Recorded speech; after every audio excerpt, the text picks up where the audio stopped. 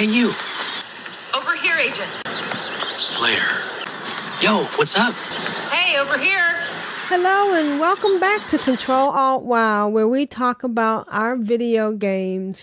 And I am April PVD, and with me is Grand Nagus. And today is Tuesday, December 17th, 2024. And this is episode 816 entitled Christmas.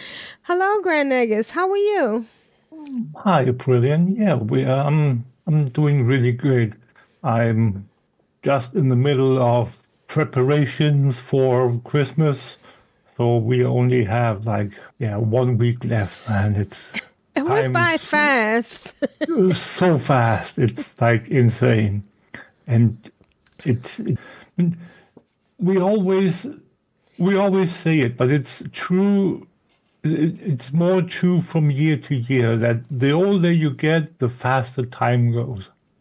Yes, it does. Yeah, it does. So it's and every year we say we're going to be ready for Christmas. Yeah. And we never are. I got a Christmas card. She sends me one every year, and I finally sent her some. Happy nice. about that. And there's a lot of Christmas in game, which is nice. It's one of the virtually. Yeah, absolutely. There are lots of games that have Christmas events or Christmas style events. Yeah. Right. In our our former life in World of Warcraft, what was it? It wasn't called Christmas. Winter's Veil. Winter's Veil, yes. And Medieval Dice just calling it the Christmas update. It's okay. There's no fancy name. Yeah, it doesn't have a in-game name. Let's see. So have you been this week? I've been good. I've been playing 2 games more than others because last week the early access of Path of Exile 2 started. Say that again? Path of Exile 2. Path of Exile. Path of Exile. Oh. Yeah, it's a action RPG like Diablo. So is it a top down? Yeah, kind of. Yeah.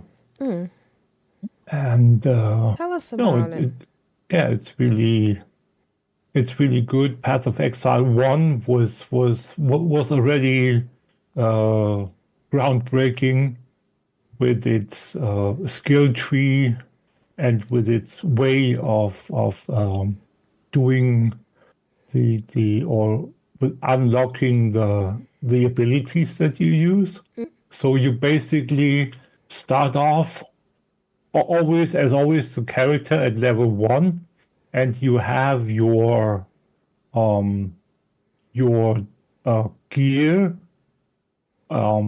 have sockets in them from the start, because the gems that you have to put into the sockets are basically unlocking or activating your abilities that you use.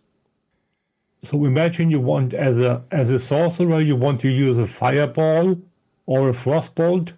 You can't do that until you find a fireball or frostbolt gem and place them in a socket that is free. I see that it's on for $29, but once it's early access, it's going to be free to play. Yeah, and Path of Exile 1 is free to play as well. Okay. Yeah, so that is a concept that is unique. And the higher you progress into the game, the more sockets become available on your gear, because you obviously need more abilities. And then you have active abilities and you have support abilities.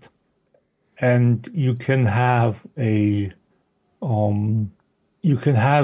piece of gear that has multiple sockets that are either sockets by themselves or they are connected, which means if they are connected, a support gem can support or alter the active ability. Oh. So if you want a fireball, let's stay with that, and you want an ignite ability, or you want a crit support gem that gives you more crit, you have to have linked slots, and you have then put in the fireball gem, and the support gem that you want to use to alter your ability. And then you have, like in WoW, you have 3 different or 4 different colors of gems. So you have the blue that are intelligence, you have the red that are strength, and you have the green that are dexterity. And then you have the white ones that are really, really rare, that are like neutral, where you can put anything you want into them. And yeah, it's a really, really unique and really fun way to play around with abilities, I think. And with Path of Exile 2, they've changed this system. I wouldn't have been mad had they not changed it, because some of the changes they've made are holding you back in a way now. But since it's early access, I assume that it's going to be ironed out, the issues that are there now, because you basically get a gem that is, or you always get neutral gems now. And so you can right click on the gem in your inventory, and then you get the gem window, UI window pops up, and you can basically cut the gem to whatever ability you want it to be, which is nice. But the problem is that it starts at level 1, the ability, and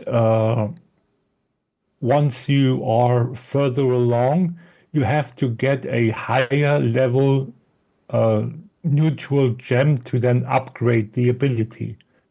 Rather than, as in Path of Exile 1, you basically level it like you would level a normal character by killing mobs, and the gem itself would gather experience by being used.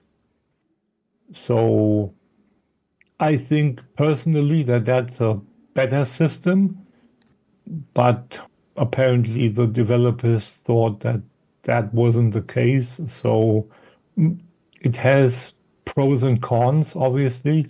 You can use high level or higher level gems to immediately create a level 3 or level 5 or level whatever gem that is of the higher threshold. When you get a higher ability that is in the higher bracket, you can just use the higher gem and get it to be level 10, 15, 30, whatever, immediately. You don't have to start at level 1 with the ability.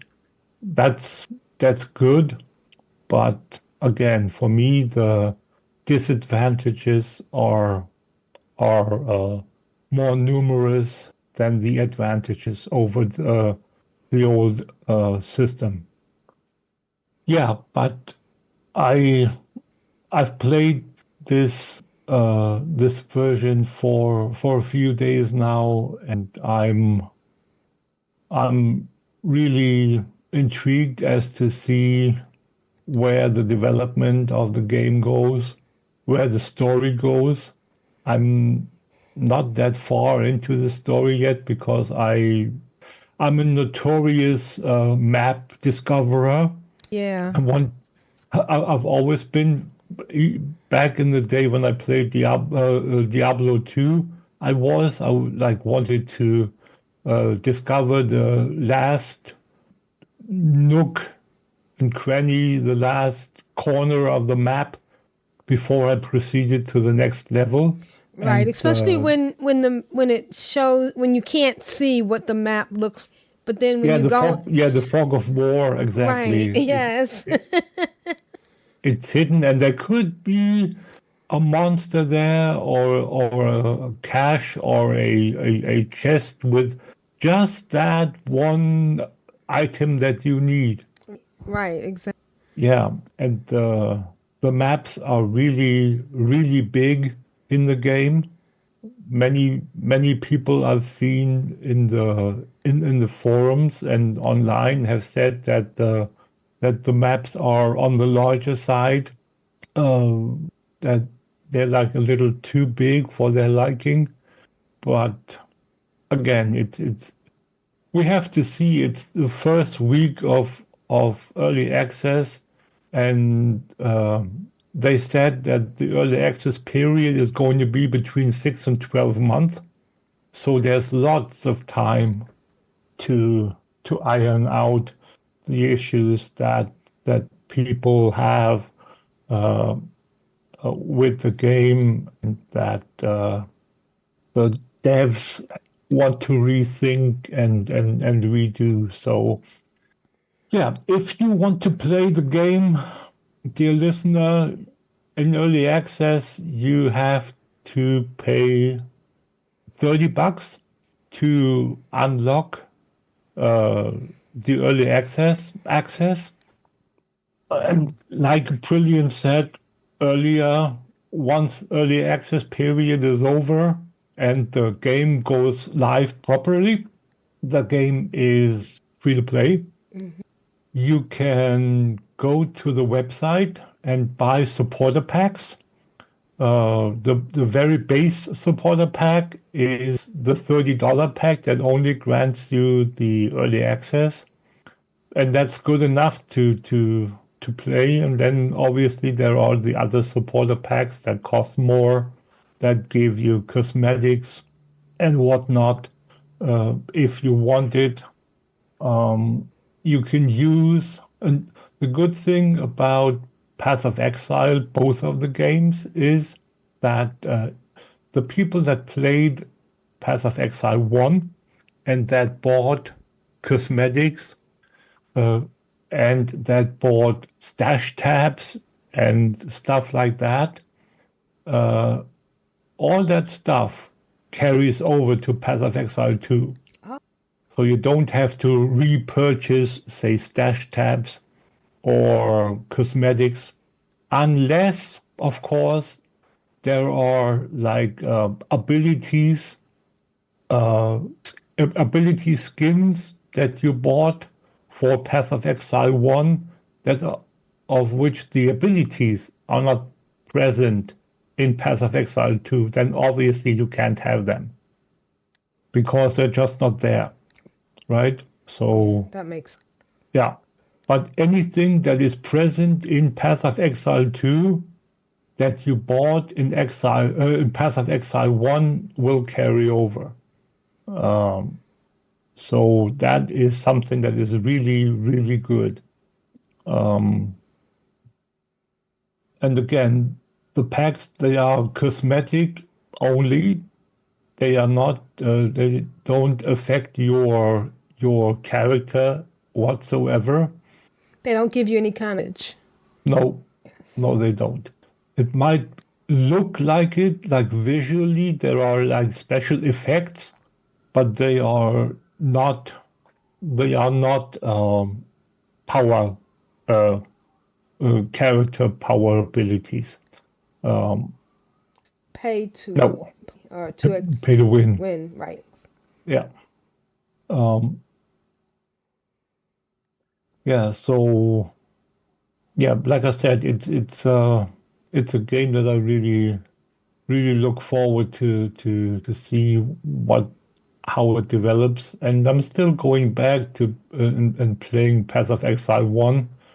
It's just that with Path of Exile 2, it's it's so much prettier. It really is. I mean, it's 10, 12 years old, Path of Exile, and obviously a game that old has restrictions, graphical restrictions, Right. versus a game that's like new. And it's the same thing with Final Fantasy and the graphical updates that we got with Dawn Trail. You can totally see that the game got that graphical boost, and I mean you can see it from Diablo to Diablo, from 3 to 4, and with each iteration of a game series, you can see that the graphics just become better. At least normally you should. If a gaming company isn't able to make the graphics better, then they're doing something wrong, quite frankly. So yeah, that's Path of Exile, Path of Exile 2.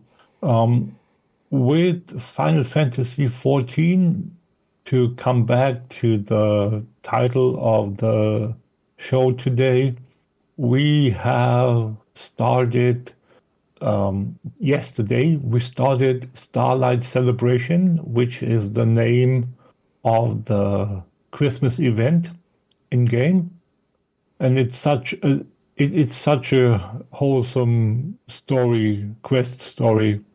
It's just we had so far for a few years we've had a Halloween story that resulted in the unlocking of a special area, like a haunted mansion with the outside area that where you could like roam around and take screenshots and meet up with other people.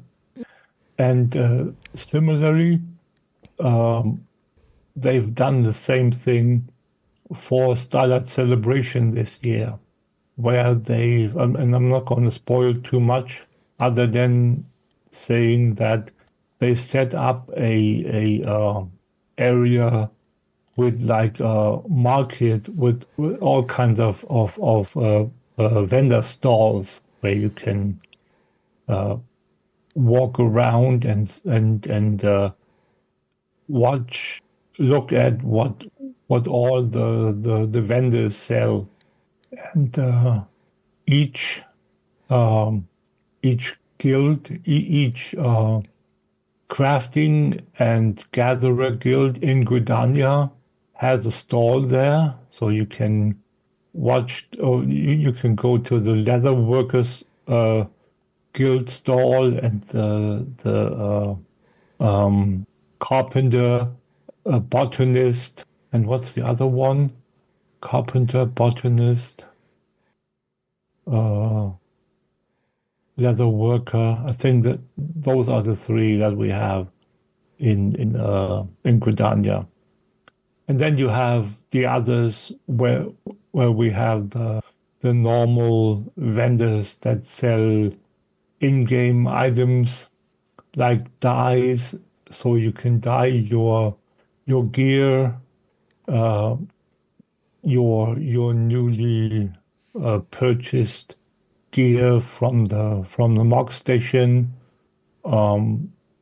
and you can buy the event gear or the event items that you obtained.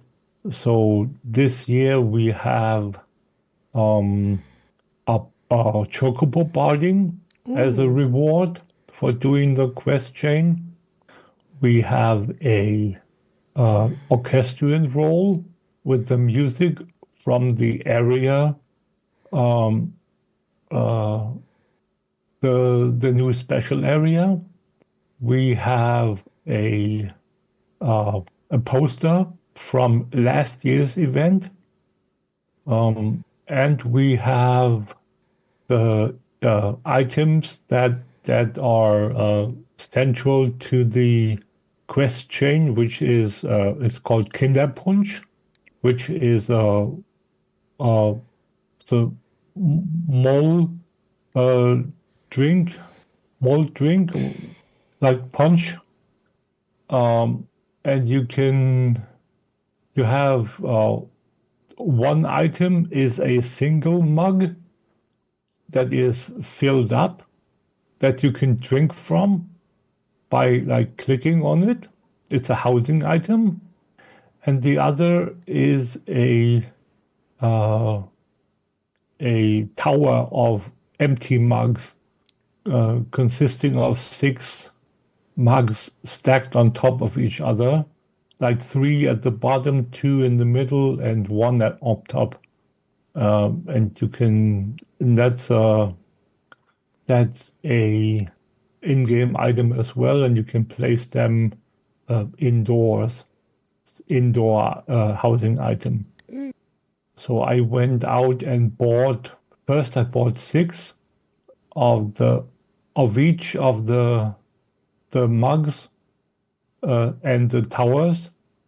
Then I had to buy 6 more of the mugs, and once they were gone, I had to buy 6 more. So I've bought 18 mugs now, and I mean they are quite cheap, kind of. They cost like 2,000 gil, which is like normal price for a in-game event vendor item. And I think the tower costs 2,000 or 2,500. Oh, wow. So it's basically the same thing, or around that price tag. So I put a couple of screenshots into the show notes if you want to check it out. So the event itself That's at started yesterday. controlaltwow.com. Yeah, exactly. The event started yesterday on the 16th, and it lasts until December 31st. So you got basically roughly 2 weeks to finish it. And you can see if you look at the pictures, you can see the barding, the chocobo with the barding. Yeah. You can see the little mug and the mug tower next to it and the poster behind it. And then you can see below, you can see where you need to go to start the quest, which is in Gridania, at the amphitheater. And that's where it's at every year. So each seasonal event has its own specific spot where it starts every year. So there have been, I think this year or last year, there have been a few, or I think one that time where it's varied because they mashed together 2 events. I think one was the Easter event and the other one was the Little Ladies event. I think those were the 2 that normally had been separate events, but they put them together this year. And since they are normally located in different cities, they had to decide on one city for both events, so to speak, or for the event that they created out of the mash of both. So you have to be level 15, yes, and you have to obviously have access to Gridania, right. Which means that if you are a character that starts in Gridania, that's no problem, obviously, since it's your home city. Right. If you start in Thanalan, you can get someone to fly you over, just like I flew you to my house the other week. Yes. But if you are a character that starts in Limsa Lominsa, then you have an issue, because then you are on an island that doesn't have land connection.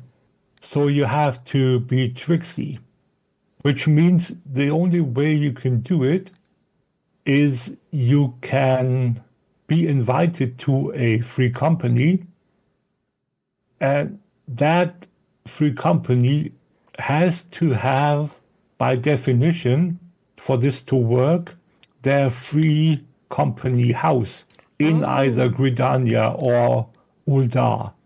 And then you can go to or teleport to set free company house and then leave and go to the city.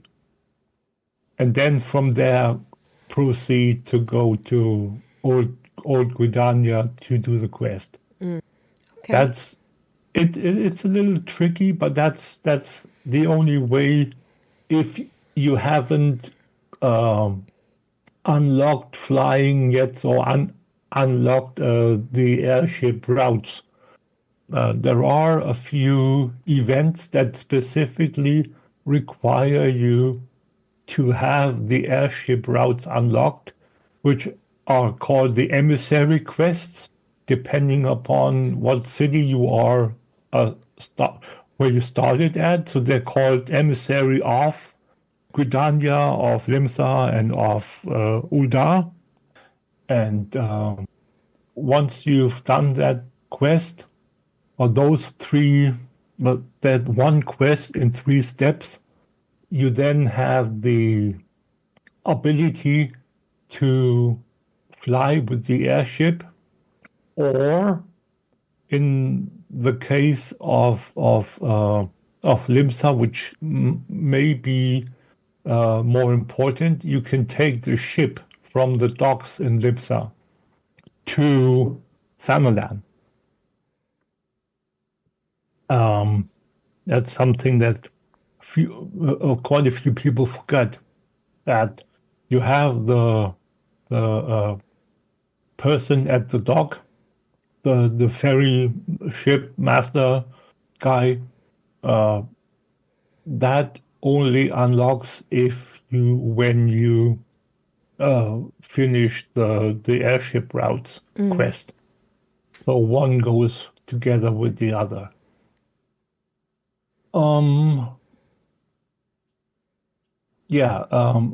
I really look forward to this event since it's the first time since I've started playing that we get a housing item that I really like to use in my house and cool. apartment.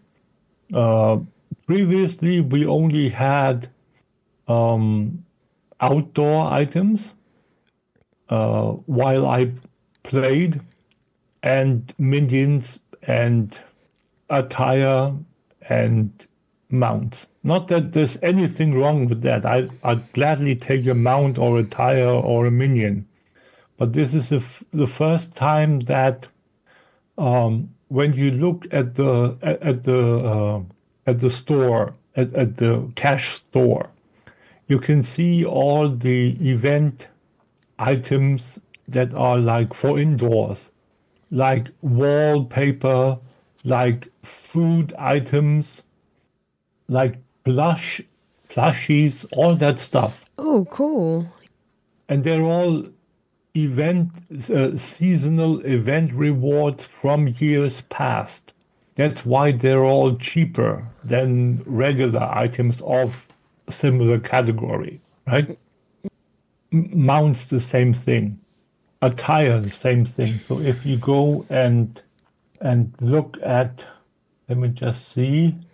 If you go and look at at your store, you have the attire from last year or from the year past. I can't remember, like 1 or 2 years ago.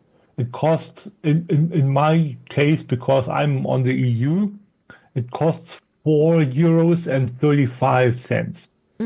A regular, a regular attire, like a store attire that is exclusive to the store, costs €13.50.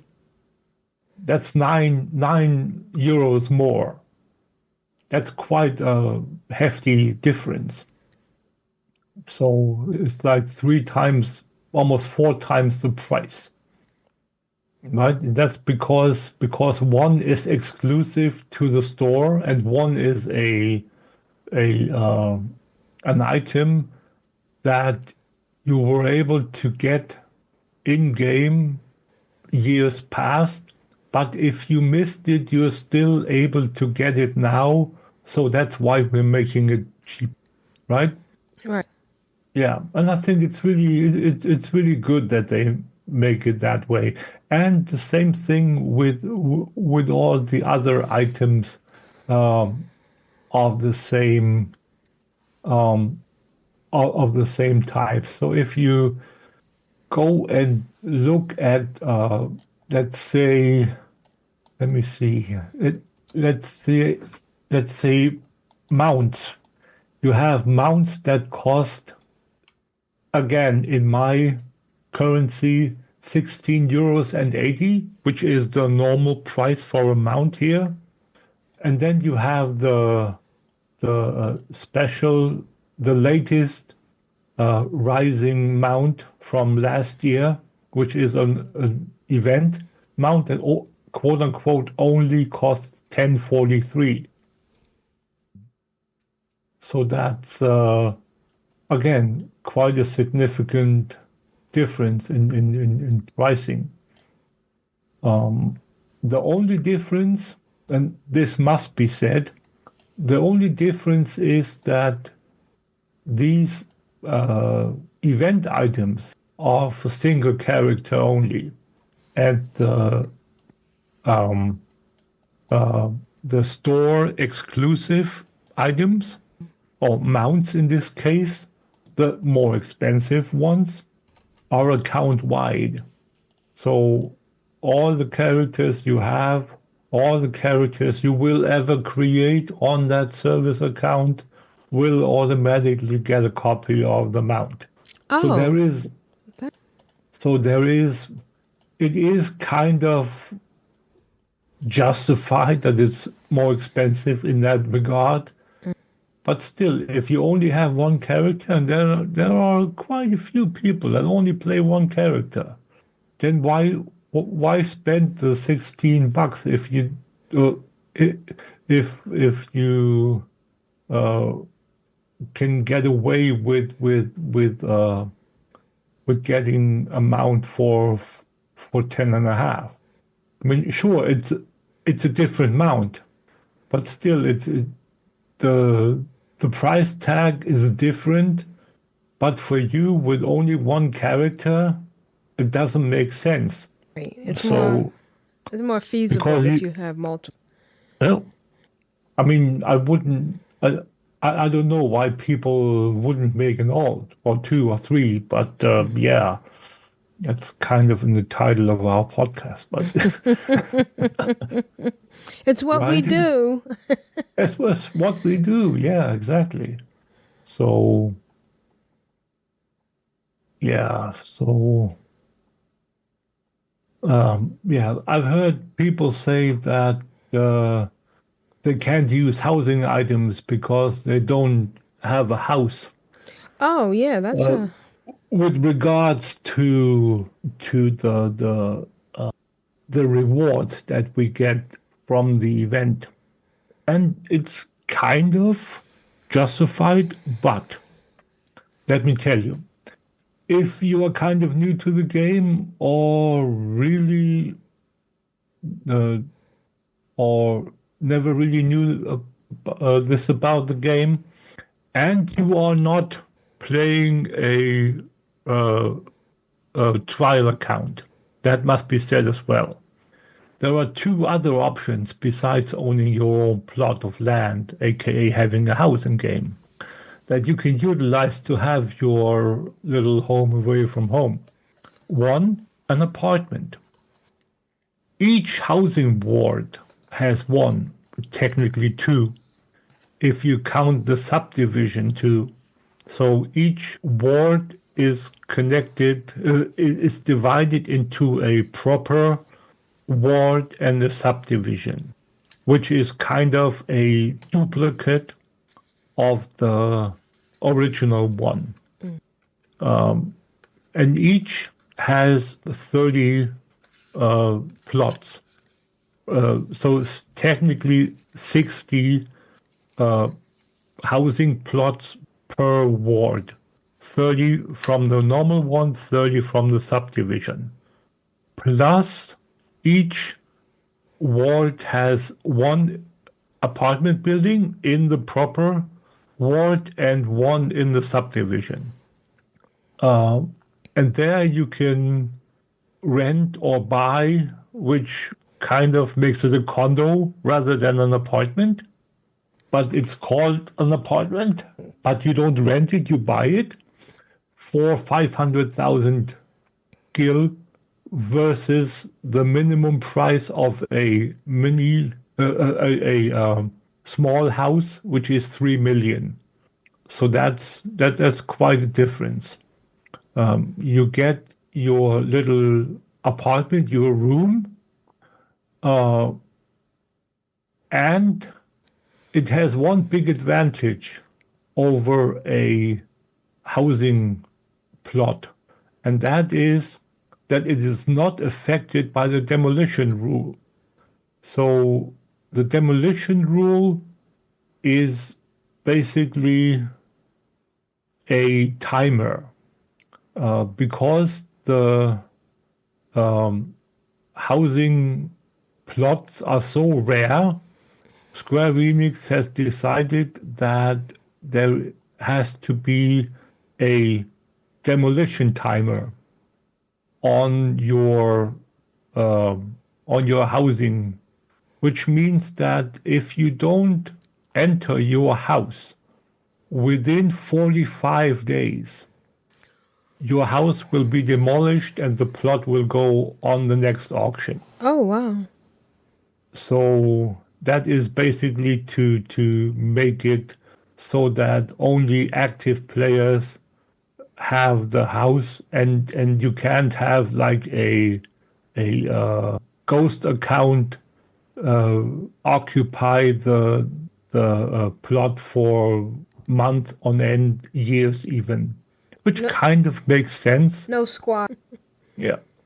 The only thing that many people say that is that, and I somewhat agree with it, is that it should be changed so that your demolition timer should start when your sub runs out. Oh, right? that's So a good for point, as yeah. long as you pay your subscription, you don't have a demolition timer because you pay money to play the game. So you are quote unquote active in the game. You pay them. Right. It shouldn't matter whether you win. Yes, but it doesn't matter whether you log in or not. You pay. You pay for your subscription, yeah. so that makes you active, an active player. Right. That makes sense. So yeah. So if you were to unsub, then after the sub has run out, you can start the demolition timer. So we can then have the 1.5 month of countdown, so to speak, for the plot to be demolished eventually, or the house to be demolished, but not as long as you pay the subscription.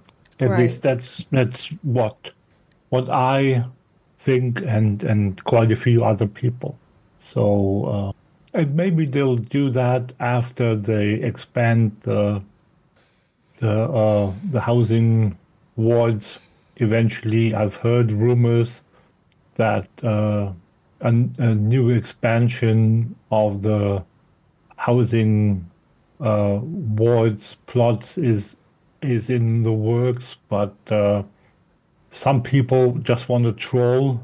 So until I get something official, I'm not putting too much trust in stuff that I hear on the social media, especially with stuff like that is so critical to the game. I mean, if you think about it, and we hardly talk about WoW anymore, which is perfectly fine for me. But did you hear that WoW is going to get housing next expansion? No, Yep. that's crazy. Yep. Yeah, I heard that. I think they announced it a couple of weeks ago. They put out a little trailer at WoW is getting housing. I haven't. I've only seen that one trailer myself and haven't heard much since. Not that it matters to me at all, but yeah. So there are definitely things happening over there that they apparently think that they can't do without anymore because it's just too important to keep the player base. At least that's what I think about it. That Because they talked game, about that for years, oh, ever since I started playing, which was when did I start playing? July of '05. Right. Wow. Yeah. Yeah. So that was yeah. It's been going on forever. Talk about Will it housing. be like in Ogrimmar or Ironforge, or will it be out in the middle If I of? wanted, yeah, if I wanted to play again, and I could wish for where I wanted to have my house, I would have my house in Brill. Oh, yeah. Of course, yeah. So Tears Fall in Brill, that would be my. I I've always liked the new Forsaken architecture the most of all of the housing architecture. So yeah, if you were to make something there, and then you could have your house reflect the architecture of the area where you're in, like in this case Forsaken and Brill. That would be cool. Or Right. if you wanted, And like if you were a want, night elf, you would be like somewhere. yeah, wherever the new night elf home is, since it's Or- Burnett. And a blood elf would be like somewhere like that home area. And Ghostlands or whatnot. Yes. Yeah. Oh, Yep. interesting. Yeah. So yeah, that's something that's going on. Yeah. So as I said, with the apartment, it costs 500,000. It's one room, and it's item count of 100. So it's the lowest item count because it's the smallest unit of housing in the game, which makes sense. So you have the apartment with 100, you have the small house with 200, you have the medium house with 300, and you have the large house with 400 items per maximum. So, and then obviously there is no outside because it's an apartment. And then you have the small house with the 200 inside and the 20 outside. So it's always 10% is the maximum item count outside. And the medium is 330 outside. And the large is 400 inside and 40 outside. So that, but again, that's if you want to have a little housing, an introduction to housing, let's put it that way. You can go and get yourself an apartment.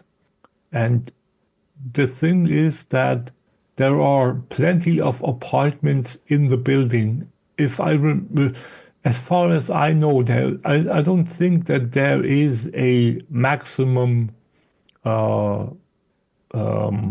number of apartments per building. There is no ceiling or no limit. So that's another thing where you have to go on the outside on the plots. You only have the 60 maximum, but with the apartments, I don't think that there are restrictions on how many rooms there can be in one apartment building. And the other, number 2 option that you have is an FC room, which is technically the same thing as an apartment, but it's a room in your FC house. So you can have a house that is your own, or you can have a house that's owned by the FC, your free company, your guild. And if you are part of a FC that owns a house, then you can go into the house and go to the main level, to the back wall, and slightly to the left. That's where there is a special door that's only visible, that's only there for FC houses. That's how you can identify that it's an FC house. Oh, wow. Because only they have this special door. Normal personal houses don't have that door. And that door leads either to the workshop, which is a crafting room for FC members, or it leads to the FC rooms for the FC members. So if I wanted to have a FC room, I would go to that door, click on it, and I would want to buy a FC room. The differences between an apartment and the FC room are twofold. One is it's tied to the FC and to your FC membership. Oh. Obviously, because an FC room. Right. So it's yours for as long as you are part of the FC and for as long as this house exists. So if none of the FC members were to enter the house for 45 days, the demolition rule would take hold and demolish the house. And if you would get kicked from the FC, you would lose your FC. If someone were to demolish or disband the FC, the house would be demolished, you would lose your room, and obviously the FC would be gone. So there is that tie. But to remedy that tie a little, you would only have to pay 300,000 gil versus the 500,000 for your own private apartment. Right. Because So you're it's a little you're cheaper. grouping together. Yeah. So, and that's basically it. But there is no other differences. It's the same room where you can do the same things. So that's basically those are basically the two only issues, or the two ways that you can get housing without having to or being able to, if you're not able to afford or buy a plot, a housing plot. And then you can start decorating to your heart's content. I've put, if you look in the show notes, again, controllerwow.com, I've put in a few pictures of my private apartment, where you can see how an apartment could look. So that is the first. That was my first take on housing, was decorating this apartment, like back when I started. It's very nice. Thank you. Yeah, it's nothing special. There are many people that are way better than I am with regards to decorating, but it's my home, and it's my office basically. If you look at the last picture, you can see my desk, and it's really I'm really happy with. Your little coffee pots, and looks like you have cake. Yep. No, it's the burger. Oh, burger. Okay. It's a burger. Wood paneled. Yeah. Yeah, it's called the Bismarck. Oh. It's the name of the restaurant in Limsa Lominsa.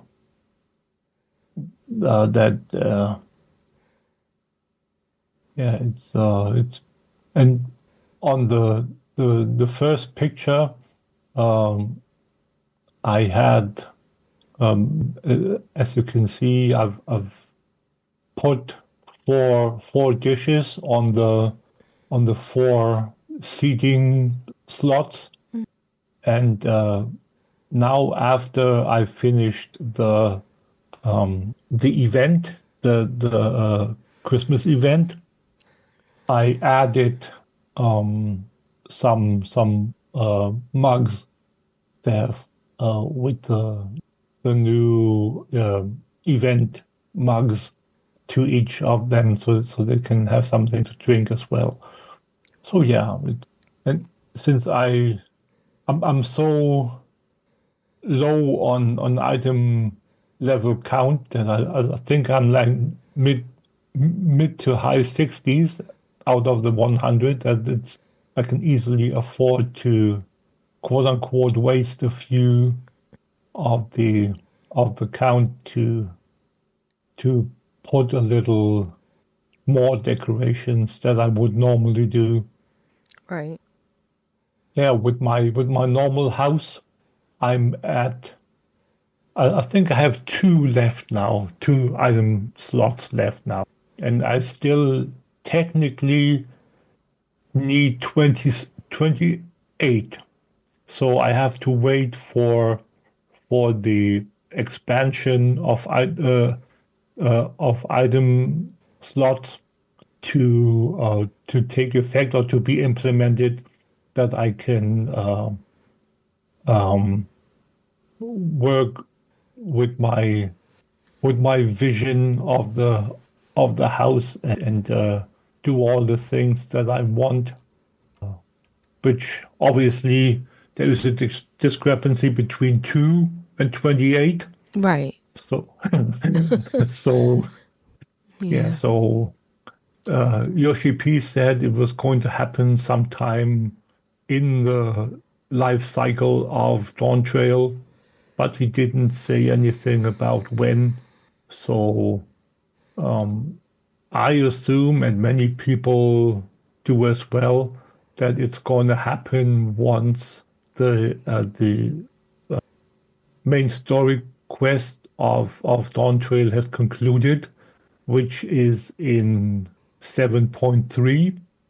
So that means that we might get the expansion of the item level, the items in 7.4 or 7.5, which is going to be sometime late next year, because there is roughly 4 months between each patch, and we're about coming up on halfway through the first cycle, which leaves us late February, roughly, for 7.2.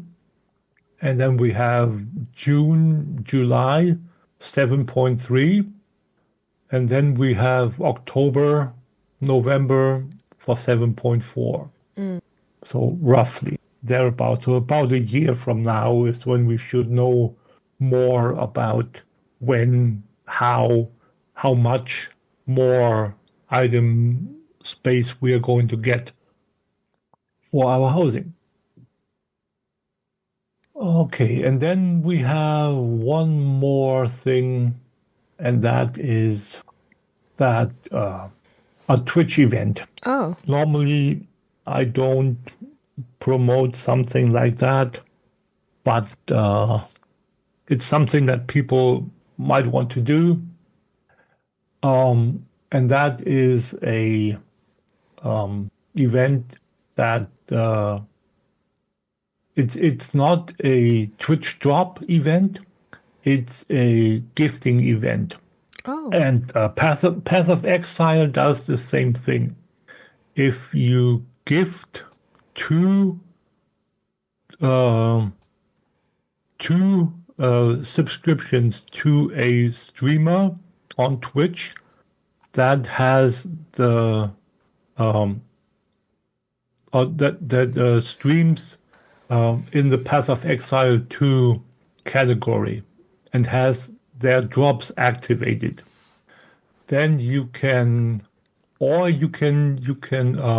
subscribe to that channel as well, or those channels if you divide them up, because it doesn't matter which streamer. It doesn't have to be both at the same streamer. You can do it on two different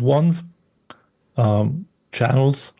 Then you get an item, a pet. Oh. An in-game pet that you can then use in Path of Exile. I'm not sure if we can use it on Path of Exile 1, but definitely in 2. So that means that you go and gift or sub to one or multiple streamers streaming under the Path of Exile 2 category, and then you get the code, or you get the unlock in your Twitch, and then you redeem it after you connected your Path of Exile account to your Twitch account, and then you redeem it. With Twitch and Final Fantasy, it's kind of the same, but not. First of all, the difference is that you need 3, not 2, gifted subs or subs to channels, streamers that stream under the Final Fantasy 14 category. If you've done that, you get a code in your inbox, in your whisper mail chat, whatever it's called, in Twitch, regardless of whether you are linked or not to the Final Fantasy account. You then copy the code that you get because you get a proper item code. That's the other difference. You get a proper item code that you then go to the Mog Station and redeem. So you go to the Square Enix Mog Station and redeem that code, and then you get your snowman mount, which is what you get from the mailbox. You have to select what character you want it to be sent to in the mail, because it's an item that is a per character item, so you only get it for one character. You only get one code per Twitch account, and you only get one code or you can only redeem one code per Square Enix service account. So even if you were to think you were sneaky and use your second Twitch account, Right. It would and flag. you get, or your third or your fourth or whatnot, and you get 3 or 4 codes, you can only use one code per Square Enix service account. Yeah, so that is another little thing. It's a reskin of the snowman mount, where the normal snowman mount has a red hat and scarf. This one, since it's Twitch, obviously has a purple. Makes sense, right? Twitch purple. Yeah. So, and that the event, the time period where you can claim these items or gift the subs or sub yourself for Path of Exile lasts as long as the early access lasts. Okay. And for Final Fantasy, the event lasts as long as the Starlight Celebration lasts. So that means December 31st is the end of that road. I'm not sure as to how long you are able to apply the code or redeem the code after you got it. Usually there is a little grace period. Say you were to do it on the last day of the event, and then you might still be, I have to be careful here, able to redeem the code for a few more days after the event ends officially. So, but I'm not 100% sure, so don't quote me on that. I'm just saying that I've had it happen before where you had up to like a month of grace period to redeem the code. Not saying that this is absolutely going to happen here. And then I've got, as we talked about alts, I've put in a little picture of my Lalafell in my little Lalafell, which is Lalafells are small. Yes. So she doesn't even go up to the counter, but she's got a cute little hat on. yeah, she's that's. Yeah, I really, it's something I feel you just gotta have a Lalafell. It's like people say they're like evil and whatnot. Yeah, sure they are, but they're supposed to be. It's like if you know anything about the Uldan society, it's all about money grubbing and profit. It's all like, I don't want to say Ferengi, but it's still all about, it's all the things that people despise. Right? So that's they are just evil little buggers. They're just misunderstood. And they're just misunderstood. Exactly. And that's just it, and that's why I like to have one. It's so you just have to embrace the misunderstoodness. So yeah, and that's been my week. What a good week. All right. Well, this week for me, I've been doing very well with my exercise in VR. I started, I've been working out in VR for a long time, but I really started to get serious when I got this new app called Light Sport. And if you look at the screenshot in the show notes, you'll see some of my workouts. It's very well done because they have taken advantage of mixed reality. So the people, the trainers are in the room with me. I do a couple of other things. I do Fit XR first, which is like it's almost mixed VR. They're standing in front of me and I can see the room. And the mixed reality, or MR as it's called, has made a big difference in exercising for me because I can still see my room.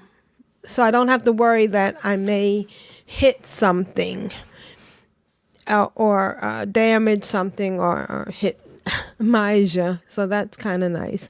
I put my latest profile picture in the show notes, and it shows that I'm on a 27-week streak with Light Sport. I start out with a weight training, and then I do 16 minutes of boxing, and then I end with another weight training that works more on my arms, and then I do the elliptical.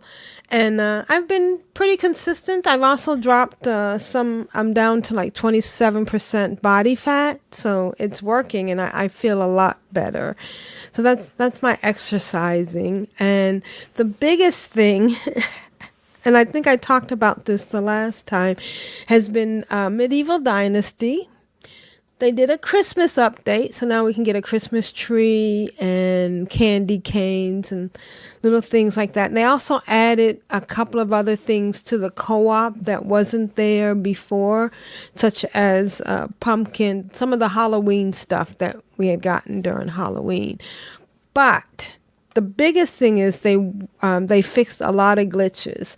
There was a glitch. There were several glitches, and the biggest glitch was that there was an infinite harvesting glitch, which meant that Medieval Dynasty, just to refresh you, is you're going back to this. You're making a settlement. You're cutting down trees and getting different resources to build houses, and you have to maintain your health. You have to keep your water and your food intake up. So you have to monitor those things, and you have to, constantly eat. I don't think there's any other game I've been in. Most games, to eat, you have to eat for buffs, right? In Final, yeah. But this is, you have to keep. It's kind of like, I don't know if you've seen survival games like Green Hell VR, or there's other survival games out there, but there's a sensor on the back of your hand that shows the level of your water and the level of your food. So you have to maintain food and water, and as you work harder, it depletes quicker. So you can get quick food, like you can take some meat and put it in a fire and heat and cook that, and that will feed you. But other food will last longer, and my favorite food right now has been the pita bread with meat, which requires you to make the dough and then cook the actual pita bread with the meat. And the dough requires 1 egg, and the actual pita bread with the meat requires 2 additional eggs. So in order to get this better food, you have to make sure you have chickens so that you can get eggs. That was also another part of the glitch. You could, if you to get the dough, you had to mill wheat. And I had grown some fields of wheat, and they set up a system of, as you work through gathering and you get so many points in each thing, like so much in hunting, so much in crafting, so much in gathering, you got more buffs. For instance, once you had gathered so much stuff, your backpack got bigger. And once you had harvested so much food, you needed less food to created so much food, you needed less food to get through the day.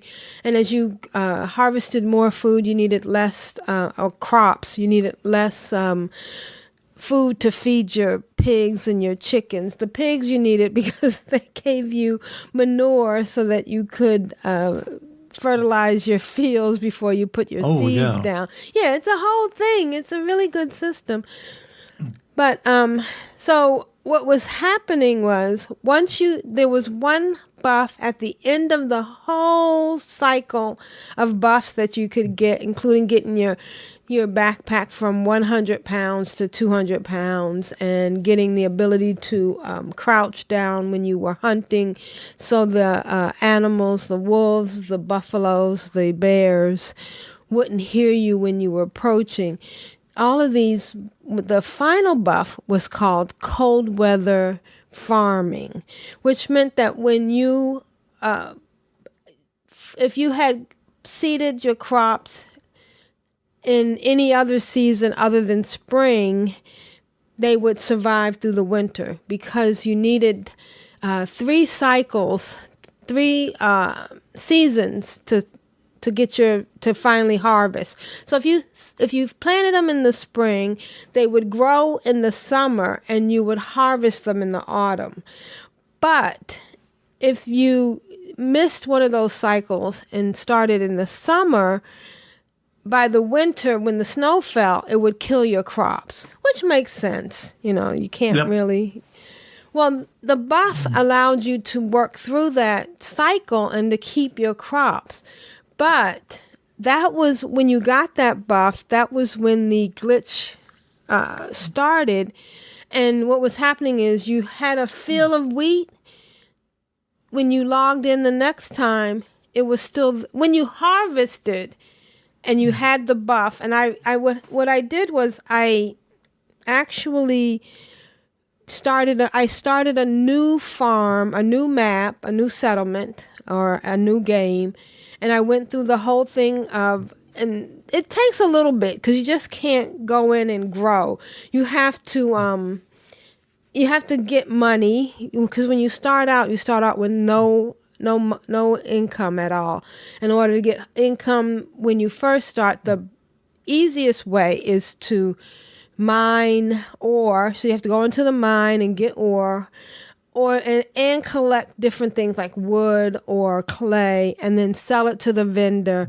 And then you need to build, in order to make some of the equipment, like a hoe. You can make a hoe with just sticks, but it doesn't last very long. If you make a hoe with anything like copper or iron, you have to build a smithy.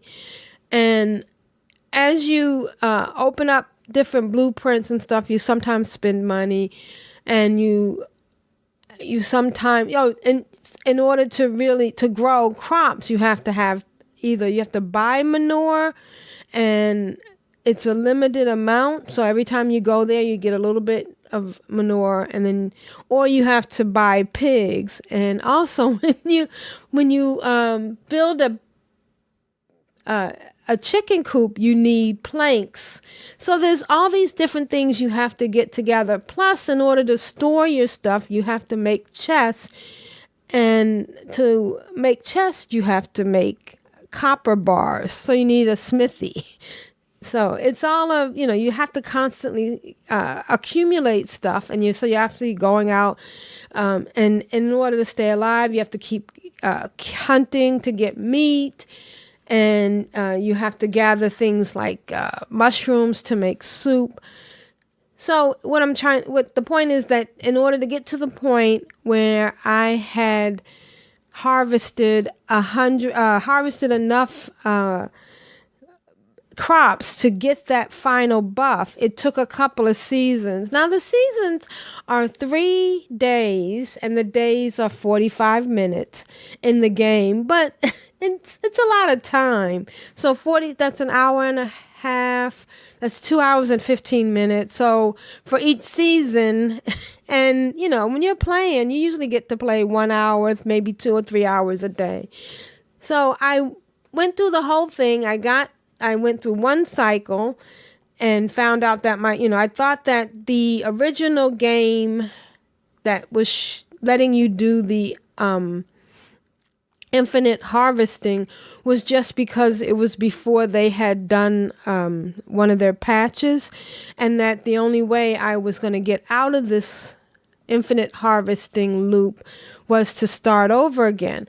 Now, for some people, they thought of it as a nice feature because it meant that you could take that wheat or whatever crops you were harvesting, you could sell it and get money, or, and you didn't have to start a new field and start get more manure to fertilize another crop.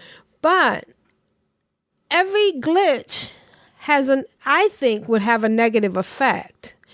And I had a friend, and now this is co-op, so we can go back and forth. And I had a friend who was using the glitch, and she was getting lots and lots of wheat. She was making more chests, and she was storing all this wheat.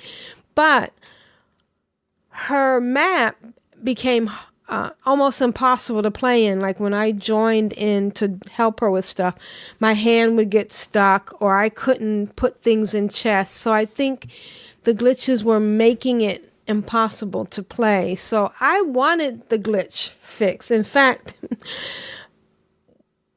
she was hesitant to report it.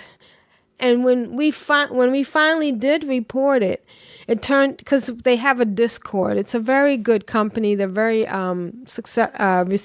receiving of input, and they're very responsive to when you find a problem. Some people were upset that we reported the glitch, but we didn't want to work in playing a glitchy game.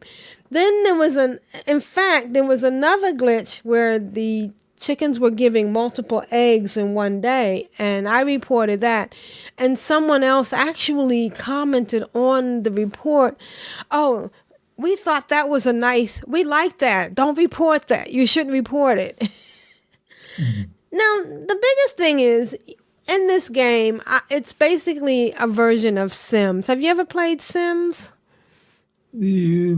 You're creating, and you're in your own individual town. Except in co-op, the only thing is that people can come in and help you, but you're still not affecting any other person.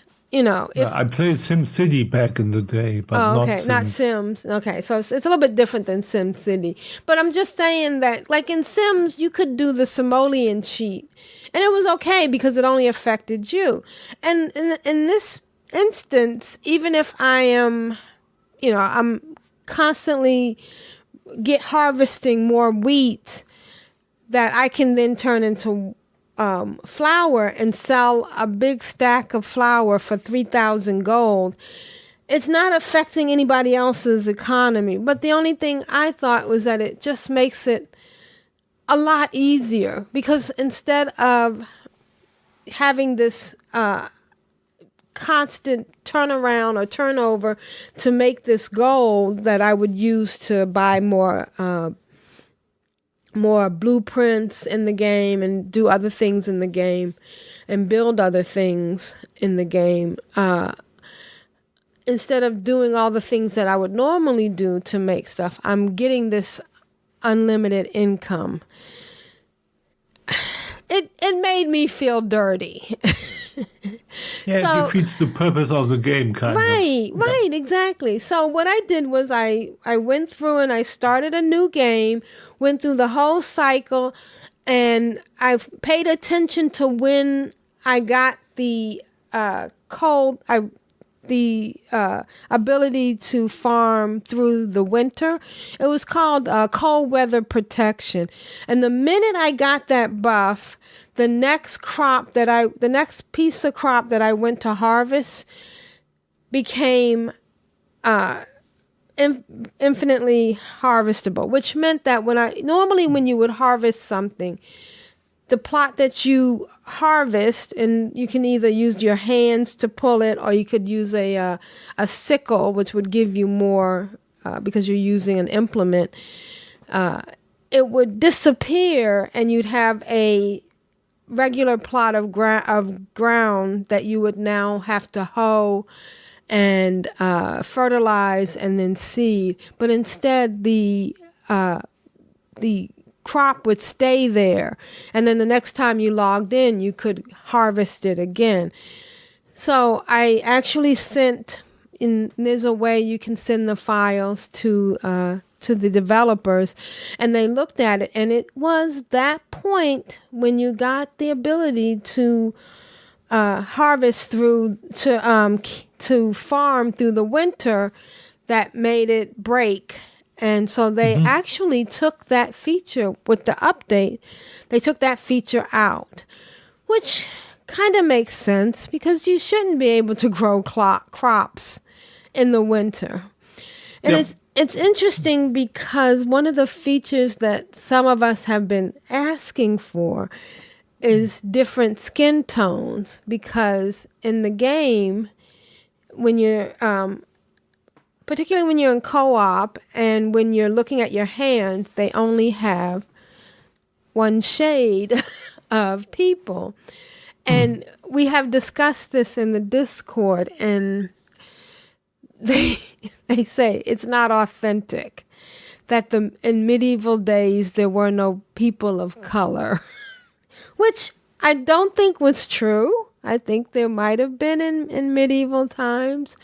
But kind of depends upon where you settled. Right, where you settled, exactly.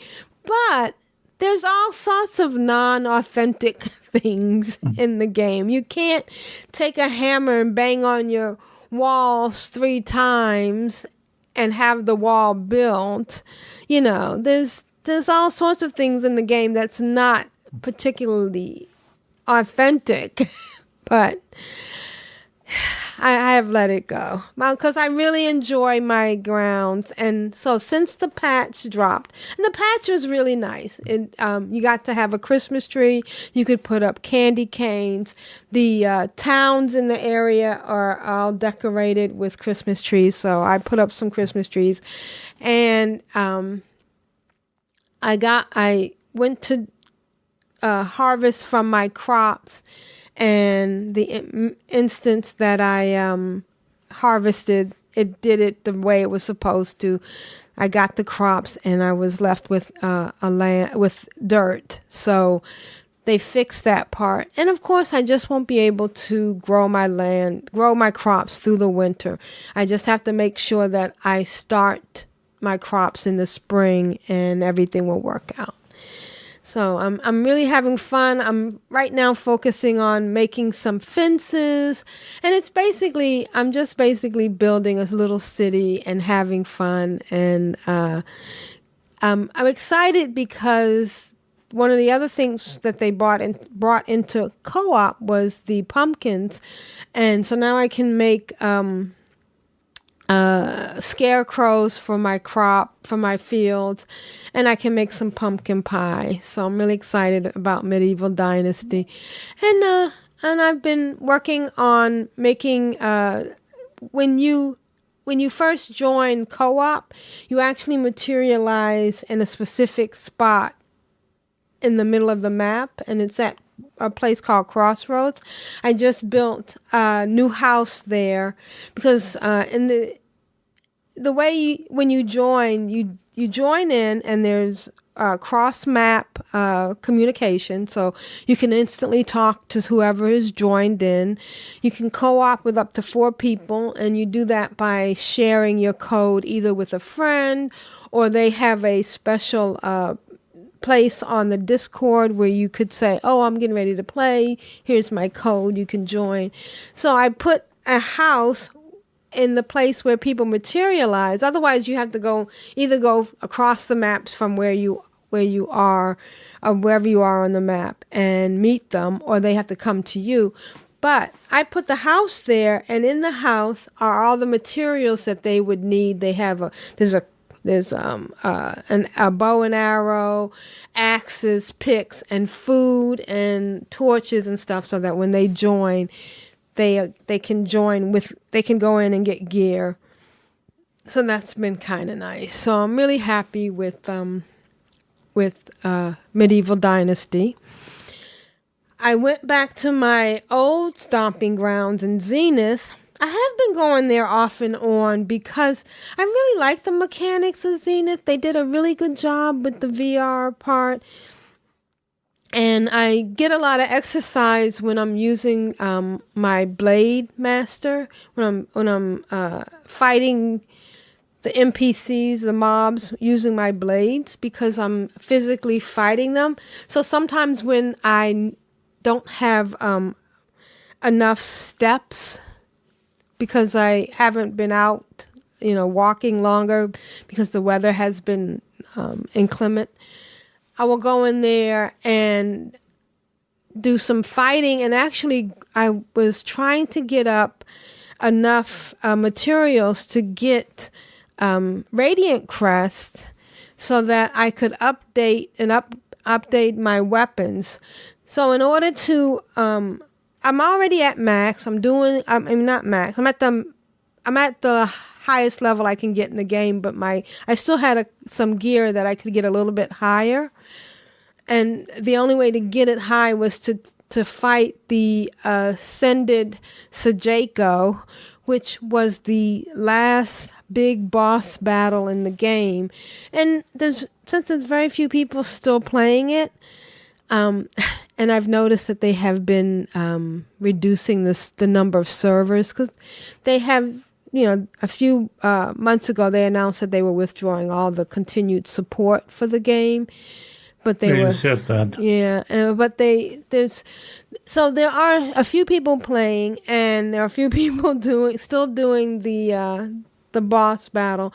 But to get in, it's harder now because it's an 8-person group, and I had been trying for 3 different times to get in, because I had enough Radiant Crest. I just needed the Marks of Dread that boss drops, and I needed 9 more, which meant each time you battle her, she drops 6 Marks of Dread. So I needed to do at least 2 more battles, and a couple of times I tried to get in, and the first time I tried, I was on the bench. The second time, I accidentally got there too late, so I didn't get to join in. But the third time, I got on, and each time these groups set up, they do 3 of them. And so we did the first 2, we took her down, but the third time I got kicked. The game crashed. It's not as stable as it used to be. And I got kicked out. But I had already gotten 12, which was enough. So I have now leveled up my April PVD, my Blade Master is now level. She was 62 anyways, but all her gear is leveled up to the max. And I'm going to put a screenshot in the show notes of her and all her gear. So that was good. I don't think my ninja is not totally leveled up, but I don't think I'm going to go back and play on her anymore. It's kind of hard, and it's sad when you try to get in a group and there's not enough people, or there's, too many people and you're the odd person out. I do like to go in every once in a while just for nostalgia, but yeah, so I really miss it. The other thing I've been doing is there's a game called Sail, and it is free to play, but you can spend anywhere from $4.99 to $49.99 to buy the coins to accessorize. And here's the sad part: it's pirates. And you know how I feel about pirates. They were criminals and they shouldn't be romanticized.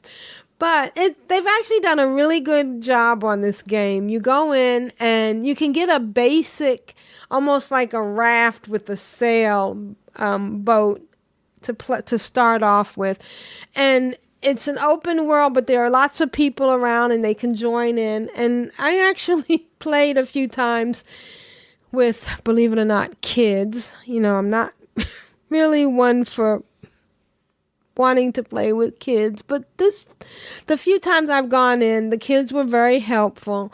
They actually showed me how to do some things, and you sail and you go around and collect chests to update your gear. Sometimes you can get some rare gear to update your ship and make it better, or you can just go ahead and buy the coins and update your ship. I put some screenshots in the show notes. And the other thing I've been doing, and I'm really obsessed with it, I'm going to do some more this week and have some better screenshots. There is this game called Fly. And basically you're on this like invisible plane. Well, I think you can see the rotors on it. And you can fly anywhere in the world. You can search and jump to different places. And the way it works is when you are up in the air, it's almost like it's actually I know it's the fact that they use Google Maps. So I was just about to ask what software are they using? They're using Google Maps. So if you've ever done a search on Google Maps where you're looking out when you see the 3D kind of surface, and then you can zoom in and actually see where you are. In the show notes, I showed some screenshots of me at the Statue of Liberty, but I've been flying all over the place. I've been to Venice, I've been to Paris, I flew around Providence, and it's really an interesting way to see maps, and especially in VR, because as I'm looking around, I feel like I'm there, and it's a nice way to travel. And I haven't seen you over my house yet. Send me your address. I'll go fly over your house. I'm also doing Vlogmas this year, so I've been it's just a way of getting people to vlog. It's supposed to be particularly about Christmas, but it's also to get people to vlog every day on YouTube. So that's been kind of fun. I've been putting out a little blurb of everything from my breakfast, my routines, my exercising, my boxing. I really love the boxing in VR. And I've been using NordQuest makes these VR boxing gloves, and the way they work is that your hands are covered with boxing gloves, but your palm is cradling the controller, so it kind of gives you a better way of boxing, because before I was using the boxing gloves, I was boxing kind of like poking the controller, but with the gloves you actually do a more boxing type motion. And I'm still doing my other podcast with my sister, the TCOT podcast, which is the Perry Mason podcast. Have you ever seen Perry Mason? Yes, of course. Okay. I just love it. I find that I love the dynamics between Perry and Della and Paul, and I love the fact that he was so dedicated to his clients that it was, it just made you feel warm and fuzzy inside. And so we just did episode 71, which is really great. And other than that, I'm doing very well with the exercising. I'm doing well with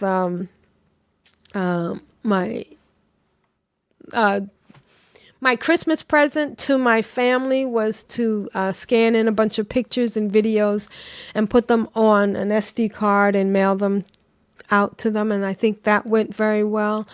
And I just want to close by saying today we were up to 55, and I just want to quickly see what that is for you guys.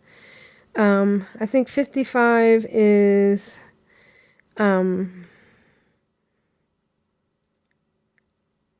16. Oh. Yes, we were up to 16. Oh, no, actually we got up to 60 today, which is 16 for you guys, which is very warm for the middle of December. And I know I enjoyed it, but at the same time, I was very nervous because that's not good. No, it's not. It's not. We have yet to have a snowstorm. And I remember when I first came to Providence, there was like snow on the ground from October till March. So, yeah, now that you're talking about snow, I most often listen to radio when I go to sleep at night, and there was someone talking about the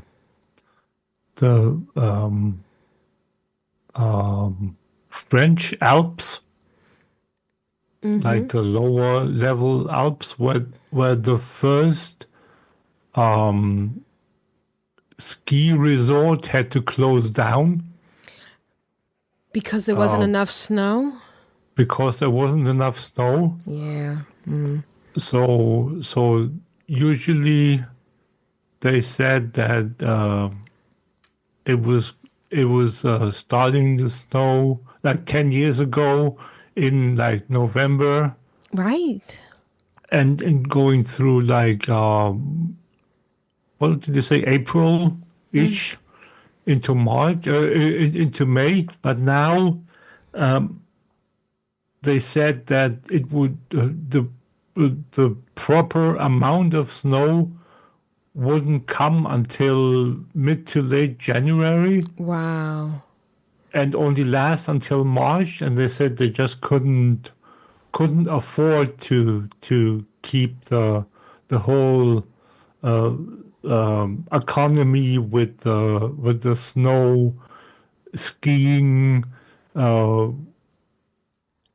tourism stuff going anymore.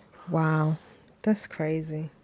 Yeah. Yeah. And that's like the Alps are like, it was like low level. It wasn't high yet, but still, it was still. I mean, there isn't anything higher than the Alps in Europe. Yeah. So that is quite a statement. Oh, well, thanks for listening. You can write us at controlaltwow@gmail.com. That's CTRLALTWOW. And our show notes will be at controlaltwow.com. And we hope you've enjoyed our little journey in our gaming. We are career gamers, I guess you could say. We live to game. Yeah. Gaming is life, and we're also alcoholics. Well, thanks for joining me, Grand Nagus, and sure. And we will see you next time. This is April, and this has been Grand Nagus. Rule of acquisition number 19. Satisfaction is not guaranteed. Till next time, Bye, agents. guys. See ya. Later. You headed out? Come back again soon. Don't be a stranger, dear. We'll visit again soon. The dunes bury all,